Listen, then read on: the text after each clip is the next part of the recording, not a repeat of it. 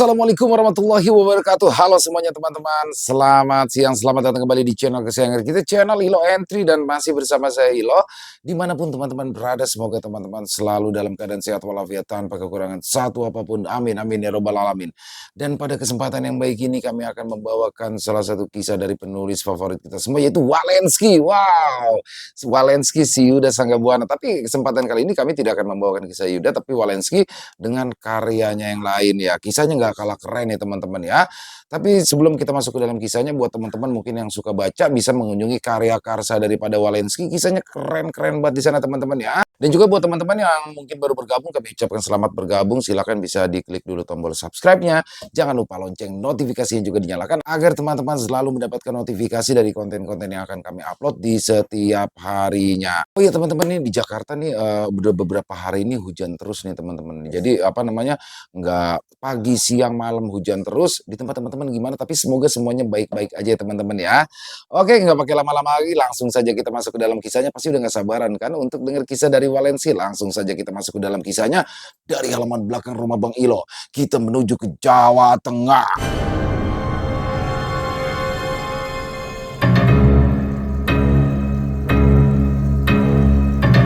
Kaya raya setelah menikah dengan makhluk gaib. Kisah hidup seorang wanita yang menempuh jalan pintas demi kekayaan. Lantas, apakah dia bahagia? Ternyata tidak. Segalanya yang dia pikir akan menjadi indah malah berakhir dengan kengerian tak berujung, bahkan kematian jauh lebih baik dibandingkan dengan apa yang kelak dia alami. Brak! Sinta membanting pintu dengan keras. Wajahnya masam, nafasnya mendengus, dengan bibir mengerucut tanda ia sedang kesal. Ya ampun, ada apa sih? Kamu pulang-pulang kok marah-marah begitu? Sampai banting-banting pintu segala lagi, tanya Marlina yang keluar dari dalam kamar dengan balutan handuk di kepala. Sinta melirik sinis ke arah mamanya, lalu membuang muka. Kesel mah. Kesal kenapa? Saut Marlina sambil duduk di samping putrinya. Sinta langsung memperlihatkan sol sepatunya lepas. Nih, tadi waktu olahraga sepatunya jebol. Aku kan malu mah diketawain sama teman-teman. Demi melihat hal itu, wajah Marlina menjadi sendu. Dia tak tahu harus berkata apa. Sepatu putrinya itu memang sudah waktunya ganti. Sebenarnya dia ingin sekali membelikannya, tapi uang dari mana?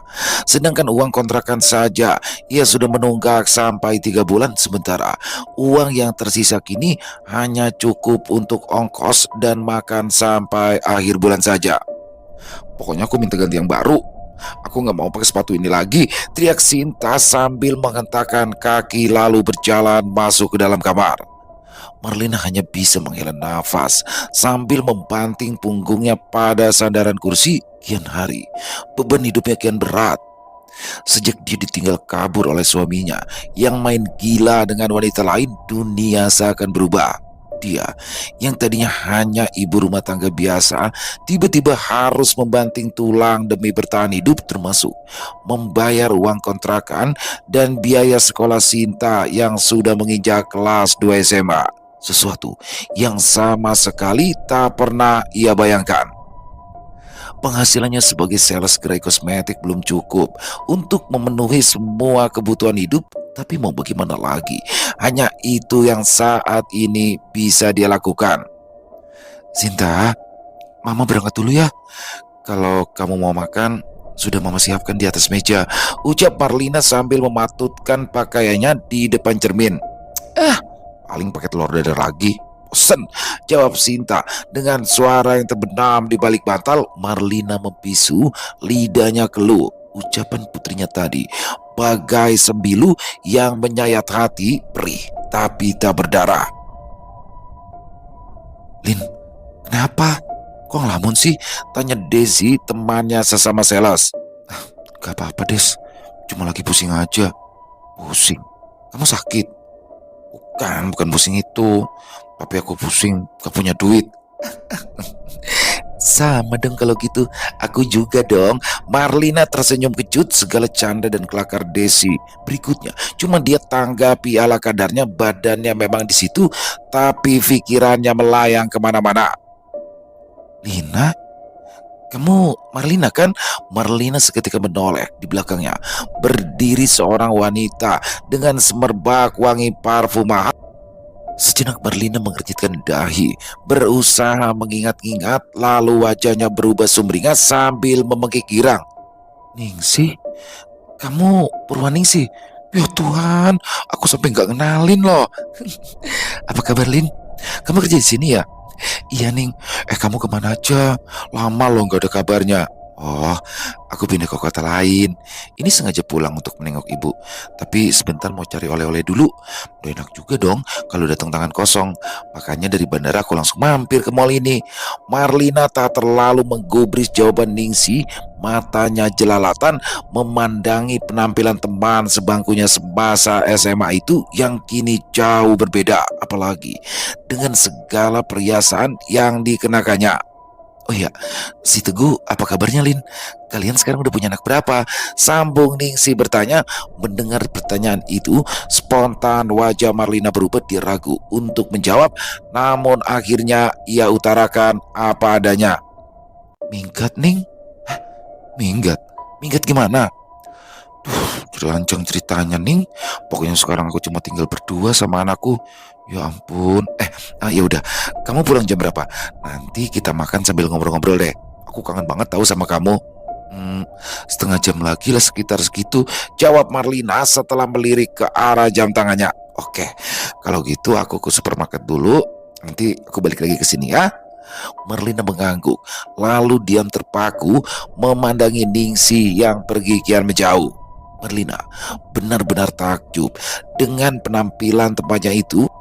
Ningsi yang dulu ia kenal sebagai gadis yang polos bahkan cenderung kampungan, kini menjelma menjadi wanita dengan tampilan kelas atas yang memanjakan mata.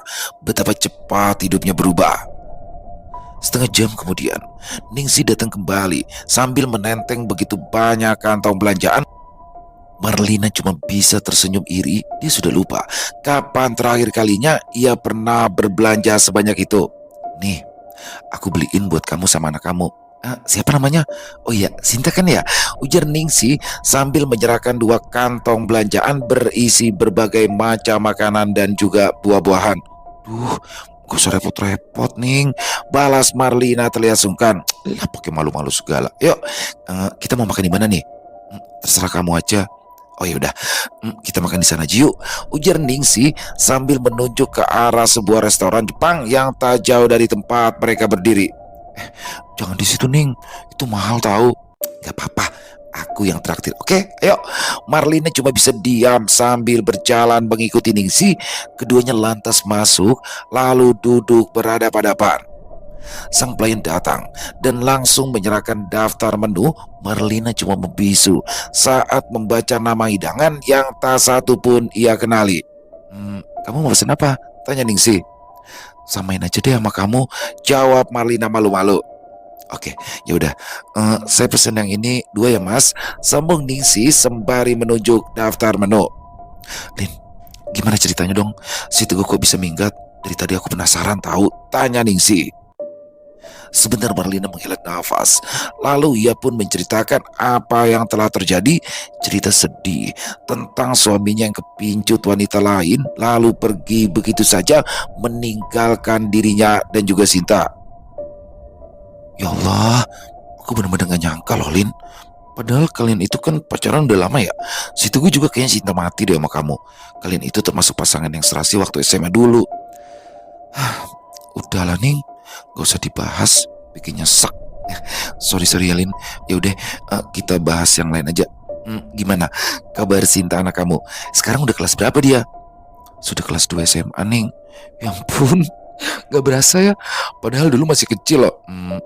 Gimana kalau habis ini aku mampir ke rumah kamu? Marlina pun mengiyakan. Jujur saja, dia juga kangen pada sahabatnya itu. Begitu banyak cerita yang ingin ia bagi, tapi sebenarnya dia ingin tahu bagaimana kisah hidup Ningsi hingga ia bisa berubah begitu drastis. Selama beberapa hari, Ningsih selalu mengunjungi Marlina sambil membawakan berbagai macam oleh-oleh. Beberapa kali ia juga memberikan uang jajan untuk Sinta. Bahkan Ningsih juga melunasi semua hutang-hutang Marlina. Jujur saja, meskipun sungkan, Marlina jadi senang karena merasa terbantu, tapi dia masih ragu dengan pengakuan Ningsih yang bilang kalau dia kini menjadi seorang pengusaha yang sukses. Cerita Ningsih terlalu mengada-ngada, bahkan cenderung dilebih-lebihkan, dan Marlina kena betul dengan Ningsih yang sejak dulu memang tak pandai berbohong. Pada akhirnya, Marlina coba menanyakan kembali tentang pekerjaan Ningsih dan terus mendesaknya agar mau berterus terang. Merasa terpojokkan, Ningsih pun menyerah. Pada akhirnya dia mengaku kalau ia memang berbohong. Ya, sejak dulu dia memang tak pandai menyimpan rahasia, apalagi di hadapan Marlina yang begitu mengenalnya luar dalam. Oke, aku mau jujur sama kamu. Asal kamu tahu, sebenarnya sih aku belum pernah menceritakan ini sama siapapun. Tapi khusus untuk kamu, ini jadi satu pengecualian. Tapi kamu harus janji, jangan bilang siapa-siapa ya, ucap Ningsih. Marlina heran dari gelagatnya. Apa yang hendak disampaikan Ningsih seakan-akan sebuah rahasia yang teramat besar. Emangnya kamu kerja apa sih? Enggak Lin, aku nggak kerja. Aku mendapatkan semua ini dari suamiku. Suami? Oh, kamu nikah sama orang kaya. Bisa dibilang begitu, tapi aku nikahnya bukan sama manusia. Hah? Bukan sama manusia?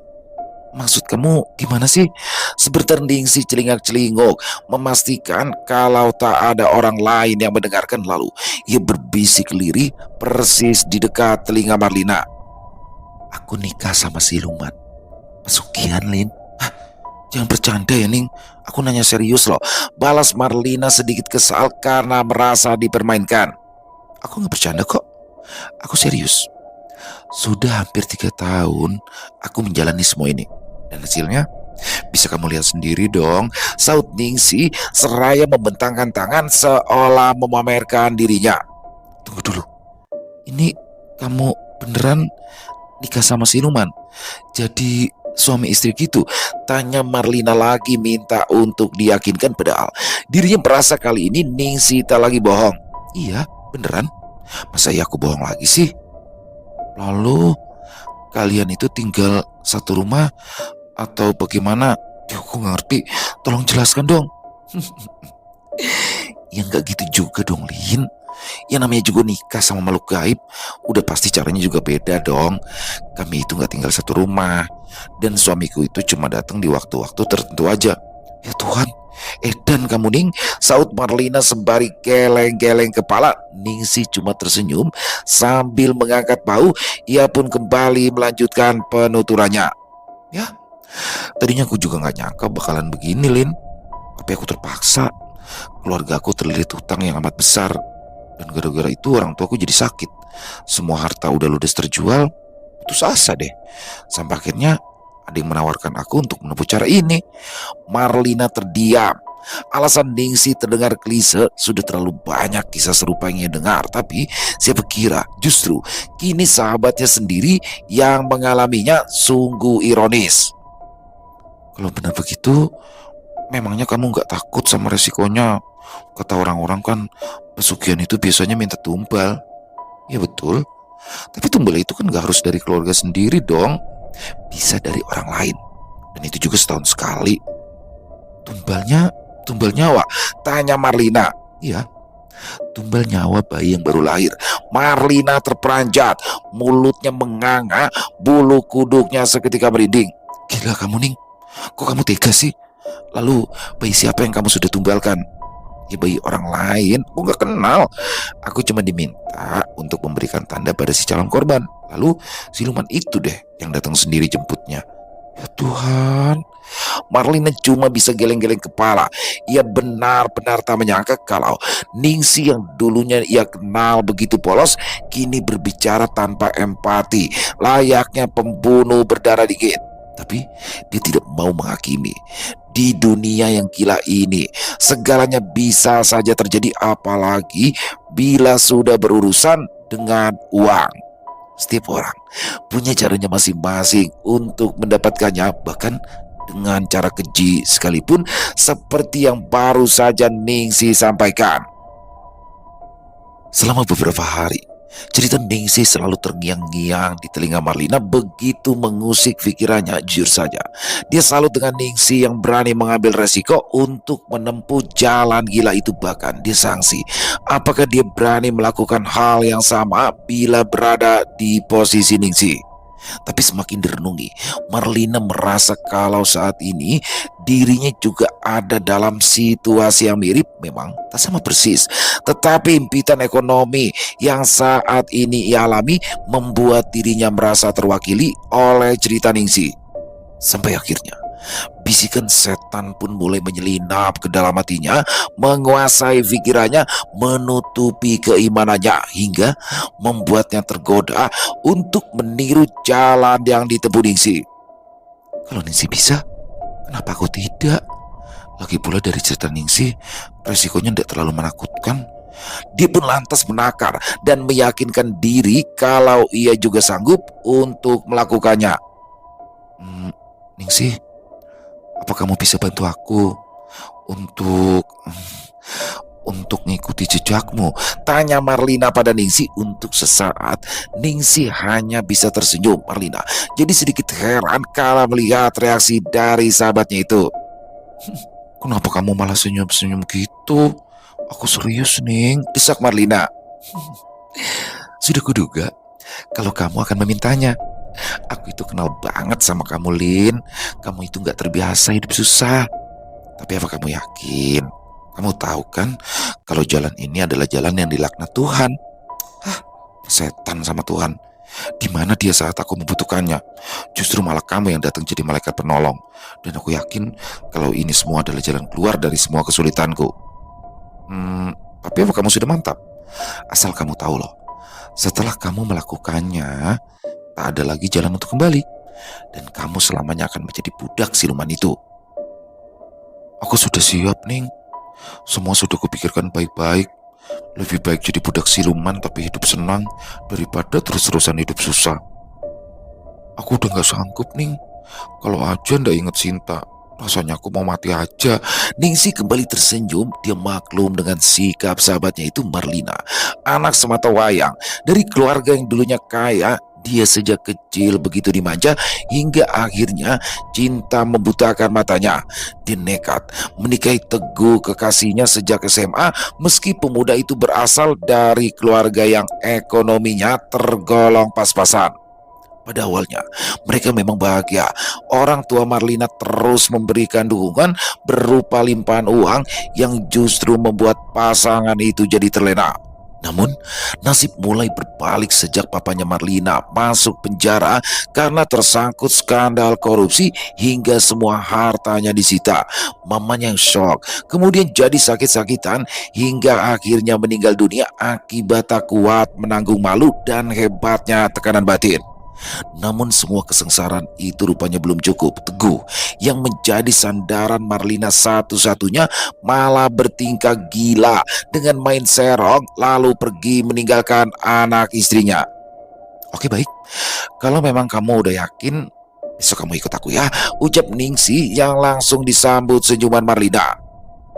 Keesokan harinya Marlina dibawa Ningsih pergi menemui Mak Nok, seorang nenek tua yang jadi kuncen penghubung antara sang siluman dengan para calon pemujanya. Rumahnya jauh di sebuah desa terpencil, butuh waktu seharian untuk mereka bisa sampai ke sana. Singkat cerita, kini Marlina dan Ningsih telah duduk di hadapan Mak Nok yang terus memandangi Marlina lekat-lekat. Apa kamu sudah yakin? Kalau masih ragu, lebih baik kamu pulang saja. Ini bukan untuk main-main, ucap Mak Nok, coba mengukur seberapa keras tekad Marlina. Yakin, Mak? Lahir batin saya sudah siap, jawab Marlina sambil melirik ke arah Ningsi yang duduk di sebelahnya. Ningsi pun mengangguk demi ikut meyakinkan Manok. Ya sudah kalau begitu, nanti malam kita langsung saja mulai ritualnya. Aku akan siapkan dulu syarat-syaratnya. Sementara menunggu, kalian boleh tetap tinggal di sini. Selesai berkata, Mak Nok pun pergi meninggalkan kedua sahabat itu. Entah mau kemana, Marlina tak berani bertanya. "Ning, apa nanti aku harus memberikan imbalan untuk Mak Nok ya?" tanya Marlina sesaat setelah Mak Nok pergi. Ya sebenarnya sih nggak perlu, dia itu nggak pernah minta apa-apa. Tapi biasanya kan setiap orang akan memberikan uang sebagai tanda terima kasih. Kalau niatnya sudah terkabul, ya terserah mau kasih berapa. Kalau dulu sih aku ngasih dia 100 juta. Hah? 100 juta? Gak salah kamu, pekik Marlina terperangah. Iya, gak masalah sih. Asal kamu tahu ya, kalau sampai nanti kamu berhasil, uang yang akan kamu dapatkan itu jumlahnya gak kira-kira miliaran. Marlina kembali terperangah. Dadanya langsung berdebar-debar kala mendengar jawaban dari Ningsi. Gila, serius kamu? Sebanyak itu? Iya, itu mah belum seberapa. Malah kalau kamu pinter nyimpen uangnya, jumlahnya itu bisa sampai puluhan miliar loh, lebih bahkan. Tapi jarang sih ada orang yang bisa simpan uang sampai sebanyak itu. Biasanya kan mereka dengan entengnya akan ngambur-ngamburin. Kayak aku. Demi mendengar hal itu, seketika hati Marlina jadi berbunga-bunga. Dulu orang tuanya yang kaya raya saja tak pernah bisa punya uang sebanyak itu. Dia pun makin tak sabar untuk segera mendapatkannya. Menjelang tengah malam, Mak Nok pun kembali datang. Dia langsung meminta Marlina untuk mandi kembang di halaman belakang yang telah dipersiapkannya. Selesai mandi, Marlina diminta untuk berbaring tanpa busana di atas dipan kayu. Mak Nok pun mengasapi sekujur tubuh Marlina dengan asap dari bakaran dupa yang aromanya begitu menyengat. Setelah selesai, Mak Nok menyayat lengan Marlina dan menampung darahnya dalam sebuah mangkuk. Lalu dia memecahkan sebutir telur abu-abu berbintik hitam yang isinya dicampurkan dengan darah Marlina yang ada di dalam mangkuk tadi. Minum ini, habiskan, perintah Mak Nok sambil menyodorkan mangkuk itu kepada Marlina yang kini duduk bersimpuh di hadapannya. Dengan tangan sedikit gemetar, Marlina menerimanya. Tercium bau anyir bercampur amis yang seketika membuat perutnya mual. Namun dia berusaha untuk menahan diri agar tak muntah, lalu meminumnya sampai habis. Mak Nok terus memperhatikan semua itu sambil manggut-manggut. Begitu pula Ningsi yang sejak tadi ikut menyaksikan. Sekarang kamu dengar baik-baik. 7 hari ke depan, sang siluman akan datang menemuimu. Untuk itu kamu harus sudah siap.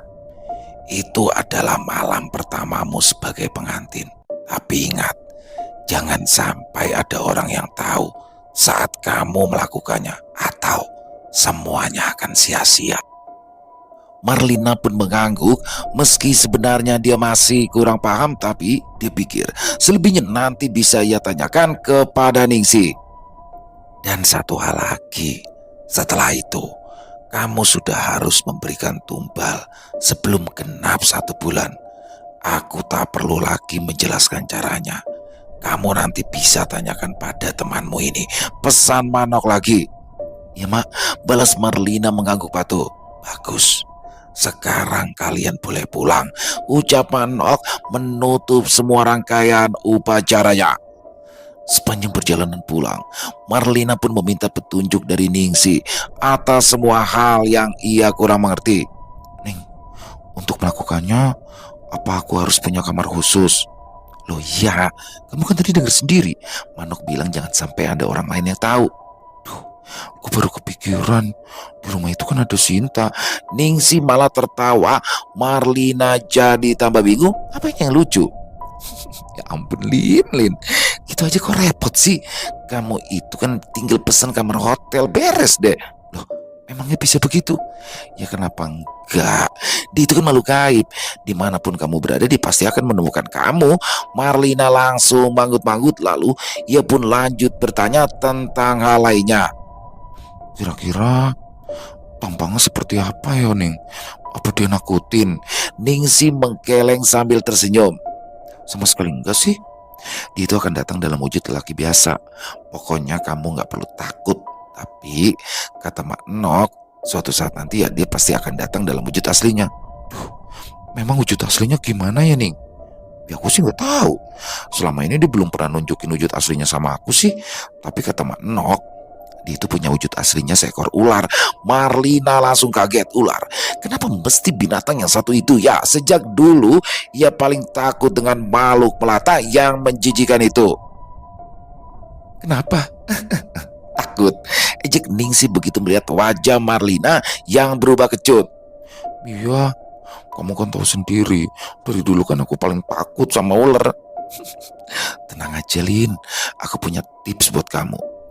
Kalau suatu saat nanti dia tunjukin wujud aslinya, kamu tinggal merem aja deh. Gak perlu kamu lihat sampai tugas kamu selesai. Beres kan? Ucap Ningsi memberi saran. Marlina kembali manggut-manggut. Kekhawatirannya sedikit berkurang. Kini dia sudah tak sabar untuk menantikan malam pertamanya. Dan akhirnya, malam yang dinanti-nanti pun tiba. Kini, Marlina sedang duduk berkhidmat di atas ranjang dalam sebuah kamar hotel melati yang ia sewa. Dia sengaja mencari hotel yang letaknya jauh dari rumah karena takut kalau ada tetangga yang memergoki. Dia pun terpaksa berbohong kepada Sinta dengan mengatakan kalau dia harus lembur sampai besok pagi. Dilirik ke jam dinding, hampir tengah malam. Rasa gelisah dan gugup bercampur menjadi satu dengan irama jantungnya yang berdetak tak beraturan. Tenang Marlina, tenang. Kamu pasti bisa. Ingat uangnya, ingat uangnya. Batinnya coba membesarkan nyali demi meredam rasa gugupnya. Dipandanginya ranjang penuh taburan bunga yang menebarkan aroma wangi sedap malam. Dipastikannya kembali aroma tubuhnya sendiri yang tercium tak kalah semerbak. Sebentar lagi, dia akan datang. Tak ada lagi kata mundur. Sudah terlambat untuk berpikir ulang kesulitan hidup yang selama ini dia alami bagai bara api yang membakar tekadnya. Jarum jam menunjukkan tepat pukul 12 malam. Mendadak, suasana menjadi hening. Dunia seolah terhenti. Deru kendaraan yang berlalu lalang di luar sana seakan menghilang begitu saja. Lalu, entah dari mana, ada hawa dingin yang berhembus menerpa tengkuk Marlina hingga ia merinding. Udara di dalam kamar tiba-tiba saja terasa begitu dingin. Marlina semakin gelisah, terbawa suasana yang menjuru ke arah mistis. Hingga tak berselang lama, lampu kamarnya tiba-tiba saja berkedip lalu mati. Marlina spontan menundukkan kepala. Apakah ini pertanda kalau calon suaminya sudah hadir, tapi dia malah khawatir kalau lampunya mungkin saja memang bermasalah. Marlina turun dari ranjang sekedar untuk memeriksa. Dia tak ingin hal sepele macam ini jadi merusak segalanya. Namun tiba-tiba, apa kamu sudah siap? Marlina kaget. Suara siapa itu?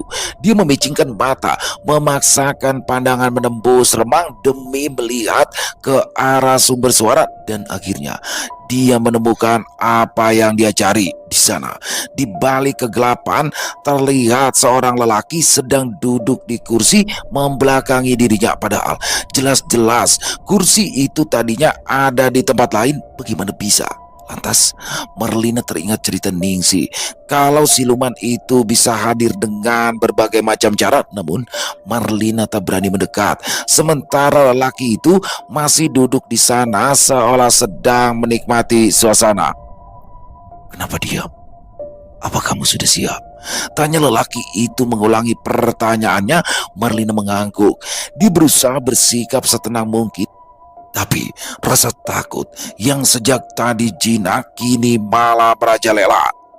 Buka pakaianmu, berbalinglah di atas ranjang, perintah lelaki itu dengan suara berat dan berwibawa layaknya raja yang tengah bersabda. Marlina ragu, tapi mau bagaimana lagi? Batinnya mengatakan kalau dia harus menuruti permintaan itu. Meski malu-malu, ia mulai menanggalkan seluruh pakaiannya, kemudian berbaring di atas ranjang dengan tubuh yang kini polos. Dalam posisi rebah, mata Marlina terpejam. Jujur saja, dia benar-benar takut. Keberanian yang sejak tadi ia kumpulkan seolah lenyap begitu saja. Langsung terbayang sosok ular yang jadi momok bagi dirinya. Sejenak, Marlina menunggu perintah selanjutnya. Namun, suasana yang kembali hening malah membuatnya jadi heran sendiri. Pelan-pelan, dia membuka mata, lalu melirik ke arah kursi yang telah kembali ke tempatnya semula, tapi lelaki itu sudah tidak ada. Kemana dia? Marlina memberanikan diri bangun dari rebah, lalu duduk di atas kasur. Ditariknya selimut demi menutupi tubuh telanjangnya yang kedinginan. Matanya jelalatan, menjelajah seisi ruang redup. Namun lelaki itu tak jua ditemukan. Apa dia sudah pergi? Marlina tergerak untuk bangkit dari ranjang, namun belum apa-apa ia kembali terkejut saat lelaki itu tiba-tiba sudah berdiri di sudut kamar tak jauh dari ranjangnya. Marlina terdiam, ia membeku, dia terkesima. Alih-alih melihat tampang yang menakutkan, dirinya malah disuguhi pemandangan yang membuat jantungnya jadi berdebar-debar. Diterangi sedikit cahaya yang tembus dari luar, nampaklah sosok lelaki itu sebatas pinggang ke atas yang tanpa mengenakan pakaian.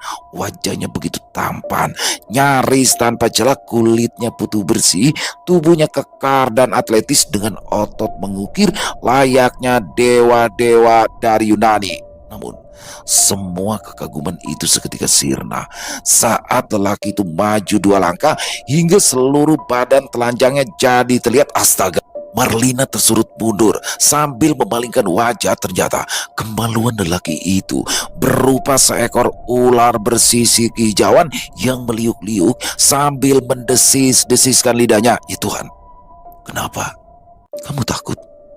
Kamu bisa mundur kalau kamu takut, ucap lelaki itu sambil bertolak pinggang seolah memamerkan kejantanannya yang tak henti-hentinya mendesis. Marlina menelan ludah. Semua ini sungguh jauh di luar dugaannya. Dia memang telah siap dengan segala kemungkinan, tapi kemaluan berupa ular adalah kemungkinan paling gila yang sungguh tak terbayangkan. Mengapa Ningsih tak pernah cerita? Apa jangan-jangan sahabatnya itu sengaja menyembunyikannya agar dirinya tak takut? Marlina coba menguasai diri, setengah mati berusaha menahan rasa takut bercampur jijik yang membuat bulu kuduknya jadi bergidik.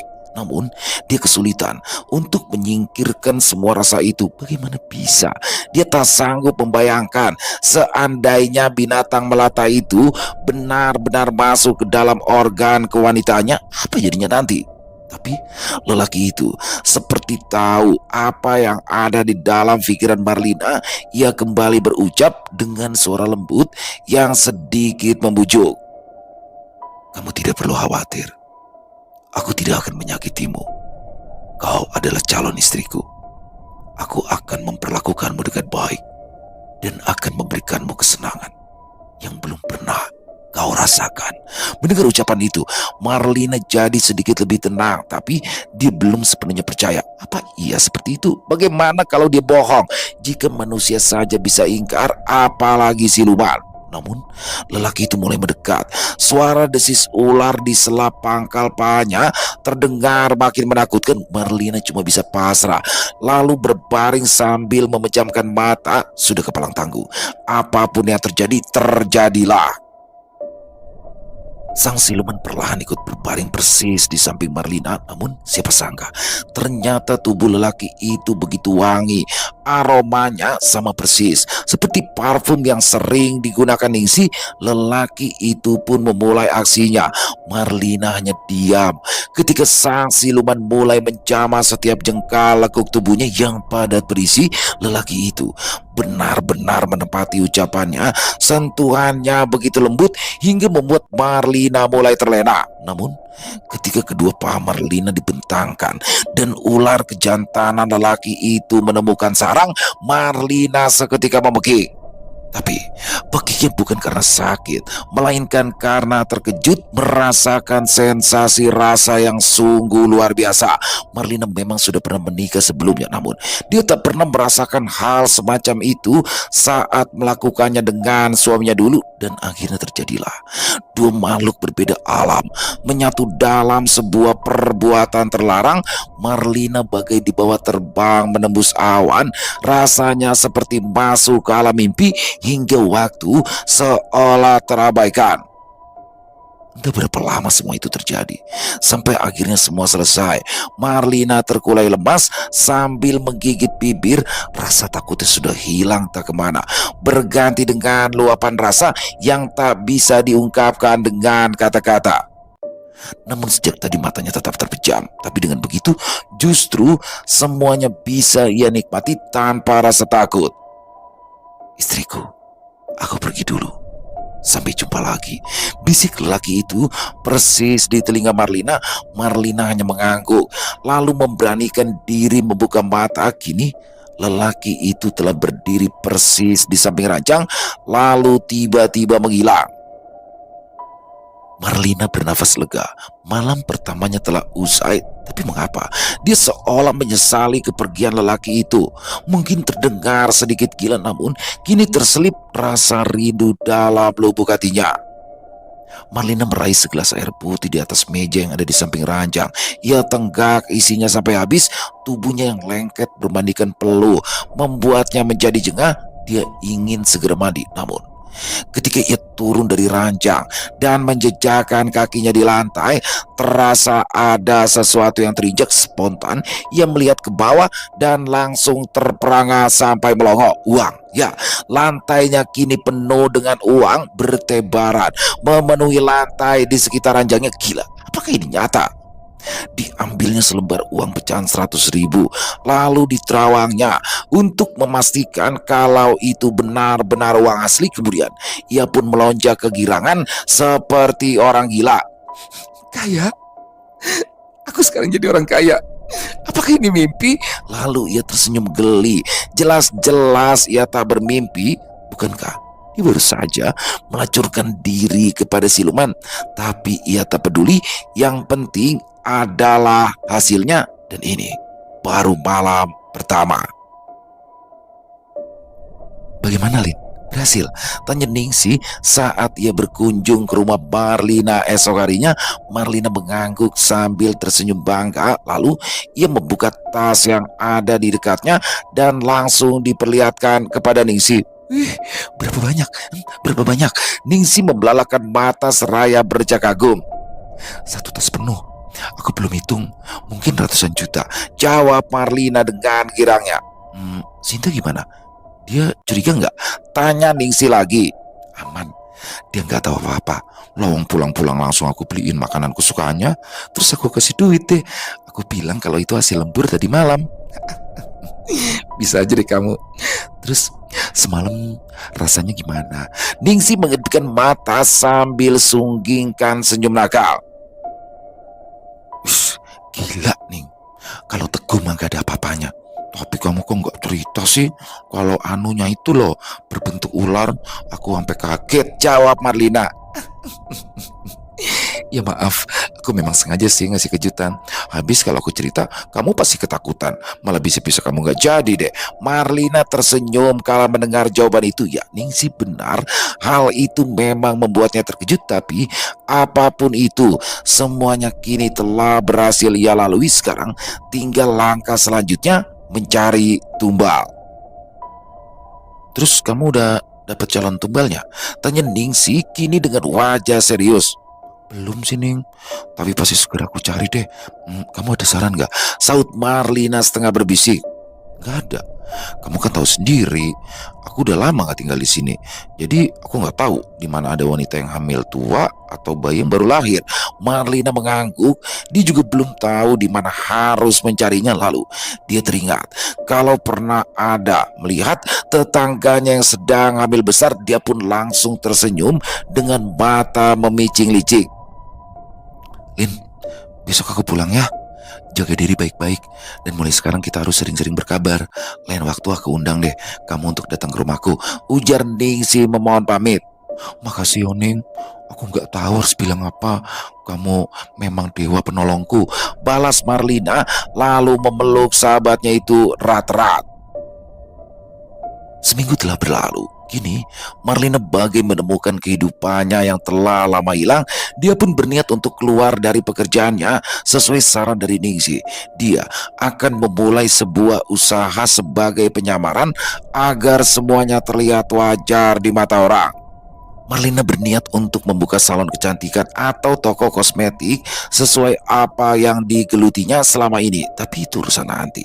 Sekarang yang terpenting adalah mencari tumbal secepatnya. Hingga malam itu, tepat malam ke-10, Marlina merasakan nyeri di perutnya. Rasanya seperti ditusuk-tusuk, sebentar datang lalu hilang lagi. Sebenarnya, sudah beberapa hari ini ia merasakan sakit itu, tapi kini rasa sakitnya kian tak tertahankan. Tuhan, apakah ini sudah waktunya ya? Marlina membatin sambil mengusap-usap perutnya. Sudah hampir tengah malam. Dilirik Sinta yang sedang tertidur pulas. Mendadak rasa mulas itu kembali datang. Namun kali ini rasa sakitnya sungguh tak terkira. Marlina pun segera berlari menuju kamar mandi. Setelah masuk dan mengunci pintunya, ia langsung berjongkok di lantai kamar mandi. Perutnya semakin melilit. Lalu ia paksakan mengejan hingga akhirnya ada sesuatu yang keluar dari lubang kemaluannya. Plok! Marlina menceri tertahan dengan mata mendelik. Ada telur berwarna abu-abu berbintik hitam yang langsung menggelinding di lantai kamar mandi. Namun belum hilang rasa kagetnya. Kembali terasa ada sesuatu yang meluncur keluar dari organ kewanitaannya. Plok! Plok, keluar secara beruntun dua butir telur berbentuk sama yang berlumuran darah bercampur lendir. Marlina spontan berdiri meski darah kini meleleh di kedua pangkal pahanya yang menebarkan bau amis. Ia segera menjauh ke sudut kamar mandi sambil memandangi ketiga butir telur aneh itu. Meski sebenarnya dia sudah tahu hal ini akan terjadi, namun tetap saja ia terkejut. Sejenak dia menunggu sambil bersandar pada dinding kamar mandi.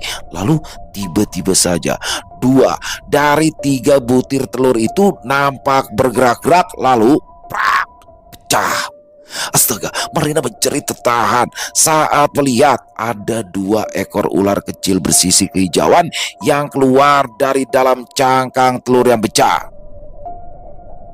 Marlina sampai mengangkat satu kaki saking takutnya. Sesaat ular-ular itu menggeliat di lantai, kemudian dengan anehnya tiba-tiba saja menghilang tanpa bekas. Kemana ular-ular itu? Batin Marlina bertanya dalam takut. Dia masih belum berani bergerak. Bisa jadi ular-ular itu bersembunyi di balik ember. Matanya jelalatan memperhatikan sekitar, namun sepertinya ular-ular itu benar-benar telah lejap. Pelan, Marlina menurunkan kembali satu kakinya. Kini dipandanginya sebutir telur yang tersisa. Dia telah siap kalau memang telur itu juga pecah seperti yang lain. Namun setelah menunggu beberapa saat tak ada lagi yang terjadi. Dengan ragu-ragu, Marlina mendekati telur itu. Diambilnya air dengan gayung, lalu menyiram telur itu berulang kali demi membasuh noda darah dan lendir yang melekat pada cangkangnya. Kemudian Marlina memberanikan diri memungutnya. Dibersihkannya telur itu dengan ujung dasternya hingga kering. Lalu dia tersenyum sambil menimbang-nimbang telur itu dalam genggamannya. Mama lagi ngapain? Terdengar suara Sinta di luar sana. Marlina seketika gelagapan sambil menggerutu. Mau apa sih anak itu? Tumben malam-malam begini bangun. "Ah, iya sebentar. Mama lagi buang air," jawab Marlina sekenanya. "Cepetan dong, Ma. Sinta kebelet pipis, sudah gak tahan nih," saut Sinta setengah berteriak. Marlina segera memungut bekas cangkang telur yang pecah tadi, lalu meremukkannya hingga jadi serpian kecil. Dia pun cepat-cepat membuangnya ke lubang WC, lalu menyiramnya dengan air sebanyak mungkin. "Mah, buruan dong, Sinta udah gak tahan," teriak Sinta memaksa sambil mengetuk pintu berulang kali. Iya iya, udah selesai nih, sahut Marlina lalu membuka pintunya sambil menyembunyikan telur yang masih utuh di balik dasternya. Sinta bergegas masuk tanpa menunggu Marlina keluar hingga mereka hampir bertabrakan di depan pintu. Namun wajah Sinta berubah saat matanya melihat kaki mamanya. "Mah, mama kenapa? Kok berdarah?" tanya Sinta sambil menunjuk lelehan darah yang mengalir sampai ke betis Marlina. Marlina kaget lalu mengutuk dirinya sendiri. Astaga, bodohnya aku. Kenapa bisa sampai lupa? Iya, ini tadi waktu buang air, mama mendadak dapat. Jadinya mama nggak siap pembalut. Baru aja mau mama bersihkan, tapi kamu keburu datang. Jawab Marlina coba berkilah. Ih, mama jorok, Sinta mengejek. Lalu buru-buru meminta mamanya keluar, kemudian menutup pintu kamar mandinya. Marlina bergegas masuk ke dalam kamar. Hatinya lega karena nampaknya Sinta percaya bualanya dan tak memperhatikan apa yang ia sembunyikan di balik dasternya. Cepat-cepat ia sembunyikan telur itu di dalam lemari.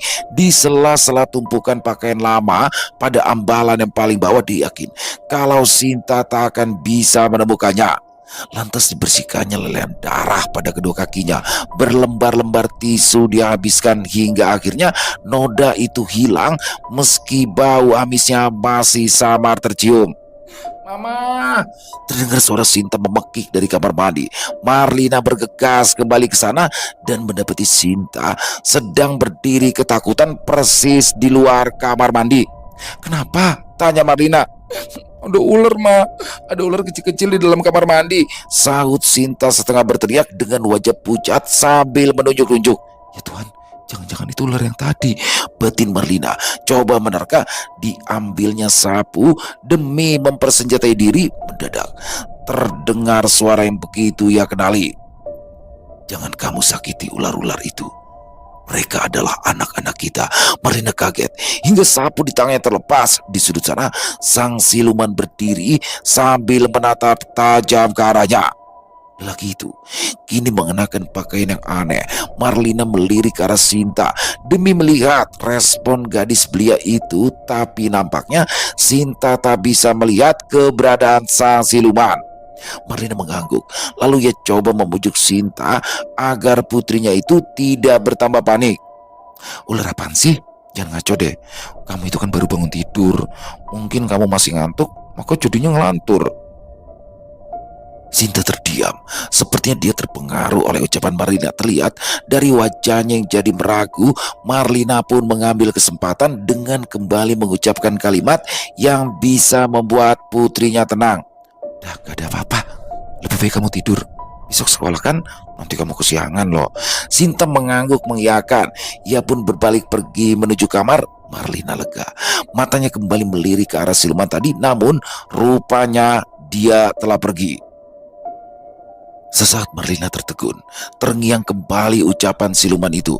"Anak-anakku, ya Tuhan, aku punya anak seekor ular."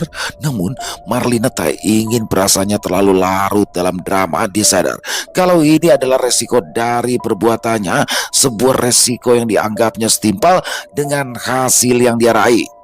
Dia pun kembali masuk ke kamar mandi demi membilas kaki dan kemaluannya yang masih berbau amis. Namun setelah selesai dan baru saja melangkah keluar dari kamar mandi, dia merasa ada sesuatu yang licin menyentuh mata kakinya. Astaga, ular-ular tadi entah dari mana datangnya tiba-tiba saja sudah melilit pergelangan kakinya. Setengah mati Marlina menahan diri agar tak menjerit, tapi rasa jijik bercampur takut membuat tubuhnya gemetar. Sejenak Marlina cuma bisa diam mematuh. Dia tak tahu harus bagaimana. Ingin rasanya dia mengambil sapu atau apapun demi untuk mengusir ular-ular itu. Namun dia sadar kalau dia tak boleh melakukannya. Suka tak suka, mau tak mau, dia harus menerima keberadaan ular-ular itu sebagai anak-anaknya. Lalu tiba-tiba saja ular-ular itu menggigit kakinya. Marlina spontan menjerit sambil menutup mulutnya dengan tangan agar suaranya redam. Dia tak mau kalau Sinta sampai mendengarnya. Marlina meringis, menahan rasa nyeri saat kedua ular itu seolah menghisap darahnya, hingga akhirnya ular-ular itu melepaskan pagutannya lalu merayap pergi meninggalkan Marlina yang merasakan kakinya kini menjadi nyut-nyutan. Marlina limbung hingga terduduk di atas lantai. Dipandanginya luka bekas gigitan ular yang berona di kedua pergelangan kakinya. Hampir 10 menit dia duduk hingga akhirnya kakinya terasa normal kembali. Dia pun bergegas pergi ke kamar meski berjalan sedikit pincang. Pagi buta, Marlina terbangun dan langsung memperhatikan kedua kakinya. Dia heran, luka bekas gigitan itu telah hilang. Dia pun tak lagi merasakan sakit. Dia coba membawa kakinya untuk berjalan, tak ada masalah. Segalanya nampak baik-baik saja. Marlina bernafas lega. Jujur saja, dia sama sekali tak tahu hal itu akan terjadi. Memang dia sudah dapat petunjuk dari Ningsih, namun rupanya masih banyak hal yang luput untuk disampaikan, termasuk gigitan ular-ular itu. Tadinya Marlina takut kalau gigitan itu mengandung bisa. Namun kini dia sadar, gigitan itu bukan untuk memberikan sesuatu, melainkan untuk mengambilnya, dan itu adalah darahnya. Apa maksud ular-ular itu menghisap darahnya? Setahunya binatang melata itu tak punya kemampuan untuk menghisap. Namun dia sadar ini bukan ular biasa. Nanti pun dia hendak menanyakan hal itu pada Ningsih. Marlina akhirnya menjalankan rutinitas pagi seperti biasanya. Namun sejak ia memiliki banyak uang, dia jadi sedikit malas untuk melakukan semua itu. Dia sudah tak sabar ingin segera membeli rumah yang jauh lebih besar dan memperkerjakan pembantu untuk mengurus segalanya, sama seperti saat dia masih tinggal bersama orang tuanya di masa jayanya dulu. Namun dia sadar kalau uangnya saat ini belum cukup. Dia pun makin tak sabar menunggu malam berikutnya. Harus diakui, kini dia rindu pada suami gaibnya itu. Wajahnya yang tampan, tubuhnya yang kekar, serta kemampuannya dalam memuaskan hasrat sungguh membekas dalam ingatan. Tapi segala lamunannya seketika buyar saat ia teringat akan sesuatu yang teramat penting: mencari tumbal. Wah, luar biasa di sini. Kisahnya keren banget. Jadi mohon maaf juga teman-temannya, ada beberapa tadi sedikit adegan dewasa. Jadi mohon maaf ya. Dan di sini asli kisahnya keren banget ya di sini nih. Bagaimana seorang Marlina ya yang terpuruk. Dulunya Marlina ini orang kaya, menikah. Nah, suaminya ini orang gak punya. Orang tuanya masuk penjara, habis hartanya. Disitulah suaminya meninggalkan dia dan Marlina tidak siap untuk hidup sulit, hidup susah ya. Sampai akhirnya datanglah seorang Ningsih yang memberikan tahu cara, ini begini nih, begini. Ternyata ditempuh juga karena keterbatasan ekonomi di situ. Ditempuh juga. Dan sebenarnya mengerikan sekali ya, sangat mengerikan sekali. Di sini salah satu pesugihan yang menurut saya mengerikan ya, karena selain harus berhubungan dengan siluman itu, bagaimana di situ ada adegan Marlina juga melahirkan anak daripada buah dari hasil hubungan dia dengan siluman itu. Aduh, ini banget ya, ngeri banget ya. Tapi ya memang kontan bayarannya di situ. Tapi sekali lagi teman-teman, tidak akan pernah ada pesugihan yang berakhir bahagia, selalu dengan berakhir tragis ya. Dan semoga kita bisa mengambil hikmah dari kisah barusan dan dibuang yang buruk-buruknya. Sekali lagi kami ucapkan terima kasih kepada Walensky atas kisahnya yang luar biasa ini. Ditunggu lagi kisah-kisah selanjutnya, dan buat teman-teman besok jangan sampai ketinggalan part 2-nya karena ini makin seru aja makin kesini ya. Semoga kisah barusan bisa menghibur semua teman-teman, para pecinta penikmat horor, lebih khususnya lagi kepada para subscriber dari channel Lilo Entry. Buat yang punya komentar lain, punya pendapat lain, bisa menuliskan di dalam kolom komentar atau hanya sekedar saling menyapa, silakan. Insya Allah kami akan membalas satu persatu.